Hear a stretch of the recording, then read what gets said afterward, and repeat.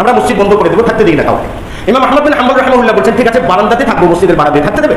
তো বলছে না, বারান্দাতে থাকতে দেবো না, মসজিদ বন্ধ করে দেবো, বারান্দাতে থাকতে দেওয়া যাবে না। ইমাম আহমদ বিন হাম্বল রাহিমাহুল্লাহ বের হয়ে গেছেন, সিফাতুস সাফওয়াত উল্লেখ করা আছে, বেরিয়ে গেছেন। তো বেরিয়ে চলে গেছেন, যেতে যেতে একটা রুটির দোকানদার তাকে নিয়েছেন, তিনি তাকে মেহমান হিসেবে গ্রহণ করেছেন।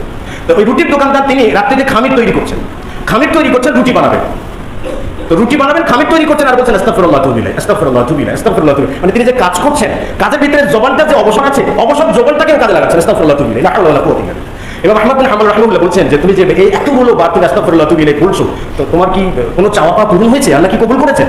তখন এই লোকটা বলছে না, হ্যাঁ, আমার জীবনের সমস্ত দোয়া বা প্রার্থনা আল্লাহ সুবহানাহু ওয়া তাআলা কবুল করেছেন, কিন্তু একটি মাত্র দোয়া আমার এখনো কবুল হয়নি। সেটা কি? বলে আমি আল্লাহ তাআলার কাছে দোয়া করেছি যে আল্লাহুম্মা লা তুমিতনি হাত্তা আরা আহমদ ইবনে হাম্বল, হে আল্লাহ তুমি আমাকে সেই দিন পর্যন্ত মৃত্যু দিও না যতদিন না আমি আহমদ বিন হাম্বলকে না দেখি, এতদিন পর্যন্ত তুমি আমাকে মৃত্যু দিও না। তো ইমাম আহমদ বিন হাম্বল রাহিমাহুল্লাহ বলছেন আল্লাহ সুবহানাহু ওয়া তাআলা তোমার